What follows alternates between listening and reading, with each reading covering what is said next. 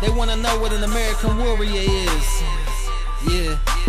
Anybody that served in the United States military honorably. Yeah. Welcome. This is the American Warrior Radio Show. I'm Garen Cohn, an Air Force veteran, founder of AVET Project, and also an accredited claims agent before the VA, and your host. If you or someone you know has ever worn the uniform of the U.S. military, you're in the right place, American Warrior Radio Show. So grab a pen and paper and strap in, because we're about to launch this episode. Yeah, American warrior. Okay, let's get it in for the women and servicemen. I came prepared and brought my game like ESPN. American Warrior Radio Show's bumper and intro music is graciously provided by none other than war hero himself, Stephen Hobbs. Thank you, Stephen. Set the tone, my brother. By the way, I keep the fams buzzing. I ain't worried about the outcome, the message gon' be clear. You can hate it or love it, but your freedom is still here. Welcome to another exciting episode of American Warrior Radio Show. Thank you so much for tuning in, everybody out there in American Warrior Radio Show land. This is important because we're always efforting to bring great information that you can use in your own life and also share with others. We have a wonderful guest lined up for you today, and I'll get to her in a moment. I want to ask everybody, go to the YouTube channel and subscribe to American Warrior Radio Show so that you can always have this archived. You can reflect back on prior episodes. You can push this ahead and tell people they need to tune in. Why are we doing this? Well, this isn't a monetary venture. AVET Project is an all-volunteer nonprofit, meaning nobody gets a salary. Same with American Warrior Radio Show. We do rely on our sponsors, but more importantly, we rely on you, our viewership, our listenership, to get the word out about what we have and what we have to offer, because we're going to bring some great news for you today. And without any further delay, I want to introduce everybody in American Warrior Radio Show land to Sandy Frimmer, who is a veteran herself. Hi, Sandy. How are you today? I'm good. How about yourself? Doing great. I'm very happy to have you because we have yet another expert people, and she's got some great information. But tell us a little bit about your background. Okay. As Garen mentioned, I have 8 years active duty with the Air Force. That was from 1980 to 1988. And I served in a couple of different roles. I was a personnel specialist, and then I was a postal specialist. So between those two things, I did postal when we were stationed overseas, and I did personnel all the other time stateside. So those are the two things that I did when I was on active duty. I got out in 88. And then we moved to Brevard County. I worked for the Chamber of Commerce and small business programs for about 15 years. And then I worked for Eastern Florida State College for about 18 years with the Small Business Development Center. So, a couple long time careers there, both working with small businesses, working with veteran-owned businesses, and would participate in the TAP programs every couple of months at Patrick. So a wealth of knowledge of those sorts of things that we have to offer. And that's a good point, a starting point right there. You mentioned your military service and your ongoing careers, again, in service to your brothers and sisters in arms, as well as the general public, because I know that played a part in all of your endeavors as well. But speaking specifically to our past and present military members and their families, what can they take away, particularly nowadays, from a female veteran such as yourself? And thank you. I understand you're going to be participating in some future endeavors of AVET Project in our effort to reach out to these underserved populations of veterans, particularly the female veterans with family and Coast Guard and Guard units and so on and so forth. But as a female veteran, there were some special challenges, and I always like to highlight that when I have a female guest on. Can you give us a little flavor of what you experienced going into the Air Force as a young lady and advancing through your career? Well, one of the big things, it wasn't very popular when I went in. 1980, there weren't a lot of women We had all female, classes and stuff as far as for basic training and things like that. So you weren't integrated with the men because we are different and we can't perform at the same physical standards no matter what is being said today. We just can't.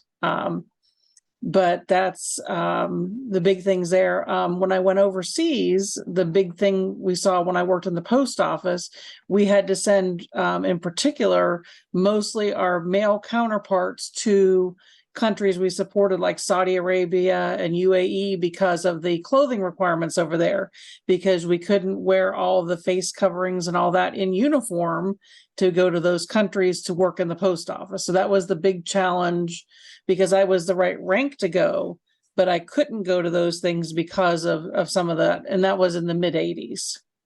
Interesting. Yeah, I'm sure that was kind of a wow, that's different, because we are so liberal in the United States in the way that we accept women as our equals. And quite honestly, my wife will tell you this, I'm not her equal. She's far beyond me. Right, exactly. So that was kind of a challenge because, again, you're in different countries, different rules and those kind of things. So we chose as a postal unit, because we were in Southern Italy, to just send the men to those assignments when we had to support, versus because I was the only woman in the group. Is that they right? just didn't rotate me into that assignment then. Gotcha. Understood. All right. So you parlayed that into, did you know when you separated service that were you starting your family? And by the way, congratulations on recent marriage of your daughter. That's beautiful. What led you to leave service and start this second and third career? Probably the big thing was, with a dual military couple, because my husband's retired military and he was still active duty at the time, they wanted to separate us and we didn't want to start a family. So that was the big thing for me to go ahead and logically then get out and search for a career locally then, because at the time he had just separated as well and stayed in the reserves, but he's a Air Force retired also. And how did that transition from military life into the civilian life? Was it an easy transition for you? I'm sure people experience it in different ways, but how was it for you, Sandy? It was fairly easy. I mean, there was a few challenges. There weren't all the services that there are available now back in 88 when we got out. For example, the old Brevard Job Link, which is Career Source now, didn't really have VA reps. They didn't have people who worked specifically with veterans and their families. Wow. They didn't have a military spouse program. So there's a lot of things that over the years that they've done to make it easier for members to transition, be it men or women. That's good to know that things have advanced. And I know we're always learning. We're always hopefully growing in a positive direction. So your military career, what impact did that have in assimilating into a civilian occupation? Probably the biggest thing would be just knowing that you had a job to do and you stick to it and do it. You're not going to just quit, no matter what the challenge is in the civilian world. I mean, I've worked for some really interesting characters in town. I worked for some very unusual kind of mean bosses. Quite a history of different things over the years. But you just learn, okay, this is just, you kind of put your one foot in front of the other and just go forward and just do it. Sure. So, kind of the stick-to-itiveness and just, this is a job, you got to get it done no matter what. And I've been accused of being intimidating to people as well, because you have that certain kind of aura as a prior military person that said, okay, this is what we got to do. Let's just get it done. And not everybody has that same work ethic. So you have to kind of balance that out as well. You said a whole lot right there. And that's for sure something that the regimented life of military can foster in an individual, even if they didn't have any going into the service. It's kind of hard not to develop those skill sets as you progress in your career, and certainly as you try and get out into the civilian workplace. But also an interesting point that you came across a little harsh maybe to some, because you are so driven. And I'm going to guess if you had an opportunity today to counsel a young lady or a young guy on whether to go into the service, would you do so? Oh, absolutely. Yeah. For example, our son-in-law, he was trying to decide whether he was going to go back active duty or reserves. And we talked to him about going back on active duty. And then once he started looking into it, because he had been prior Coast Guard. So that was a natural transition. But yeah, we definitely counseled him on that as well. And I think it's been a great career. It's great for, I wish we almost had the draft in some ways to make some of these whiny people kind of get with it. No kidding. I'm with you, because there's just something about being in the military, and those that haven't been in the military obviously don't know anything about what we're talking. Right. But once you have that experience, you can't take that away from somebody. It's Correct. into you, the basic training forward. Okay. Absolutely. Sandy, Yeah, so I've talked to people over the years, in different phases of their careers, and as we go forward, like when I was doing the transition assistance program briefings, I would say to some of the young people, have you thought about staying reserve? Have you thought about what you're going to do when you leave? I know that many of them had deployed so many times that they were kind of like over it, but they really hadn't fully thought out what they were going to do next. and as an education counselor, that was probably the meat and potatoes, because you're trying to at least maybe not steer them in any direction, but at least making sure they keep both sides open, so to. Absolutely. Absolutely. And they just need to keep all their options open, be it staying in the reserves, going to school, starting a business, any of those kind of things. Well, and you spent, I became acquainted with you, and we've become friends over the years, but particularly with your outreach at Eastern Florida State College. And tell me a little bit about that program. And I know it goes on today, but tell me a little bit about that. Absolutely. Well, the Small Business Development Centers are a nationwide program. And in Florida, we have 40 plus centers, and they're all usually housed at colleges. So the college is the sponsoring organization. They're funded by the Small Business Administration, the SBA. And there's certain parameters that they send down in the grant request, because it is a grant funded thing. So the grant request goes out, the colleges do their portion, of in-kind match and all that kind of stuff. And with that, we would have certain things we had to do. The big thing is outreach in the community. We had to do training for small businesses and counseling for small businesses. So those were the things. It's a very confidential program. Business at any stage of their life can participate, being startup, first stage, second stage, in the process of selling the business and transitioning to retirement. So it's, covers the full gamut of things. We do have a small center here in Brevard County. It's at the Cocoa campus. So over the years, it had been at Melbourne campus, and it moved to Cocoa campus right after COVID. And it's been in Cocoa ever since. Well, Sandy, you mentioned this is a nationwide effort. Really? Yes. Some who are in California or Oregon is going to be able to engage through SBA. It's going to be SBDC. Yes, it's ASBDC, I believe it's .org. So American Small Business Development Center.org. They can find their local office. And again, in Florida, it's the Florida SBDC.org. And that gives you all the Florida offices. And I'm more familiar with the Florida offices because I wasn't in the national program, but there's a whole national certification that the execs can get. There's a national conference. They do peer counseling to where if maybe somebody has expertise in an area that your counselor needs, they can reach out to that person and hook you up with that person. So it's a really great program. And I want to share with you folks viewing this, you're going to be able to see that scroll right there. That's ASBDC. Yes. American, what? Yeah, it stands for American Small Business Development Center.org, O-R-G. If you're outside of the state of Florida, if you're in Florida, you'll see Florida SBDC. And right, correct. She knows of what she speaks because she spent a career doing this. Say something, give me a nugget specific to the veteran community that you served while you were doing this work. Probably the big thing is I've seen a lot of great programs roll out for veteran entrepreneurs. That's kind of For a dummy like me, what do you mean, veteran entrepreneur? What are we talking about? a veteran small business owner.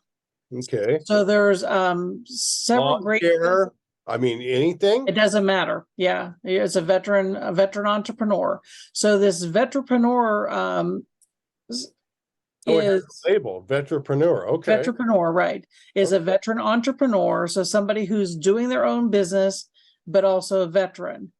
And with that, there has been a great amount of support within the last 5 to 7 years for these veteran entrepreneurs, as well as now some networking through FAVOB, Florida Association of Veteran-Owned Business, which I think you guys are members of as well. We are, yeah. Right. And Stuart Smith is the local CEO for the national group, which is not national, it's Florida group. Right. So he is used to be our chairperson here in Brevard County, and he has grown that to a point where it's now all over Florida. There's chapters in Jacksonville, Orlando, Tampa. It's an opportunity Brevard has for folks to get engaged in a networking arena to bounce ideas off one another, to maybe pick other people's brains. Because you mentioned, I know SCORE is one particular outfit where you get seasoned professionals that are willing to share their time and experience with others. Right. Correct. But yeah, the FAVOB group is like a peer mentoring group, networking, and they also have some directories online, some education online. So they've taken what Stuart and others have done and kind of pulled that together as a resource for people. And it keeps growing as well. And again, it was started here, based here, and then has grown. And I'm not sure the numbers for, I'm trying to think, for veterans in our area. I want to say it's 1 in 6 or something like that for Brevard County, but that may be a little high. Maybe not. I know last number I knew in Brevard County, for folks listening out of state or even within Florida, away from Brevard County, it's a very veteran-friendly community. We have about 74,000 veterans, a large population of active duty and certainly Guard and Reserve units. But for people in Nebraska or Togus, Maine, wherever they might be, for them to get familiarized with this, again, follow that link, sbdc.org or ASBDC, and you can plug into some great information. Do you have any pointers for somebody? And I mentioned the lawn care business because I hope that anybody could start a business if they have a vision. What does it take to become an entrepreneur based on your experience? Well, the big things are they have to have a desire to do it. They also have to have a knowledge. Well, I desire lots of cash, Sandy. Does that make me an entrepreneur? Well, but a desire for that particular business and the knowledge for that business. And then the other thing is the resources to be able to see it through. So you have to take and, be able to either raise the resources you need or have them handy. Now, some businesses like lawn care, other than your equipment, you don't have much expense. And we always tell people, don't underprice their services. They've got to know what things cost, and they have to also be prepared for, back in the day, cost of goods and whatever, but now inflation, your cost of living, your prices of things that are going up, every week, those kinds of things. You have to be able to account for those, that if you're going to say do a lawn care business and you're going to charge somebody $100 a month, is that going to cover you from now to the end of the year without you losing money to cut their lawn? Ah, good. So those kind of things. Yeah, you have to be savvy. You have to have a business mind. Is it in a situation like that? I know that's just a scenario I threw out there. You really do need a business plan, though. And can the SBC help develop those business plans? We'll help develop them, help review them, things like that. And sometimes it's nothing more than an executive summary or here's my goal for 1 year, 3 years, 5 years, and some kind of a generic budget too. because you really can't go into this blindly without knowing what your expenses are, because you're going to have your state license, you're going to have your county license, you're going to have insurance, you're going to have for the lawn care, you're going to have your equipment, you're going to have gas every week. I mean, hundreds of dollars of gas every week. You're going to have mower repair cost. Everything like that. Because I have a neighbor that does lawn care. So her and I bounce ideas off of each other. And, she'll be like, why is it spent $500 this week on gas? I'm like, oh my God, $500. Yeah. Those kinds of things. So you have to be able to know what those expenses are. But I trained her the right way. When I was working at the office, I'd be like, you have to keep an eye on your expenses every month. You have to know what's coming in, what's going out, keep it in an envelope if you have to and record it down. So, I mean, there were certain things that I kind of guided her on to get her started in her business. Now, she's not a vet, but she has a child that is.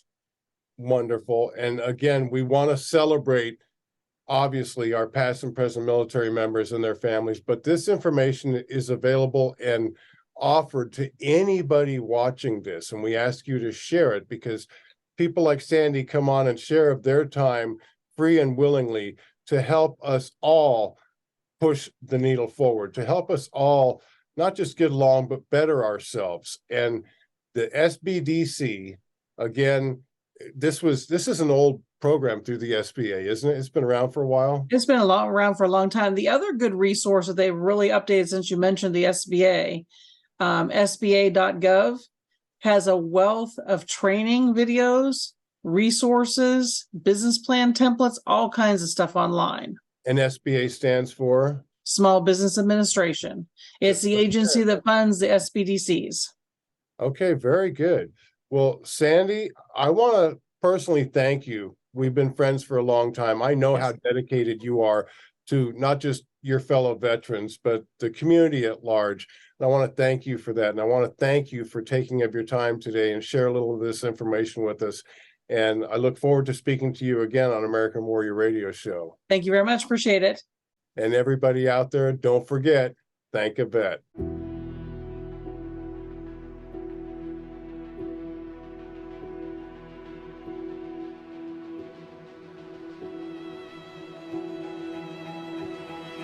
Hi everyone, it's Garen Cohn with American Warrior Radio. I'm here with my good friend Christian. We're here to deliver a very important message about a crisis in our land. Suicide prevention, more specifically, veteran suicide prevention. 22 a day are taking their own lives. This must stop. This can't continue. If you or someone you know is contemplating suicide, please know that God has tomorrow planned for you. Don't take your own life. And just remember, suicide is a permanent solution to a temporary problem.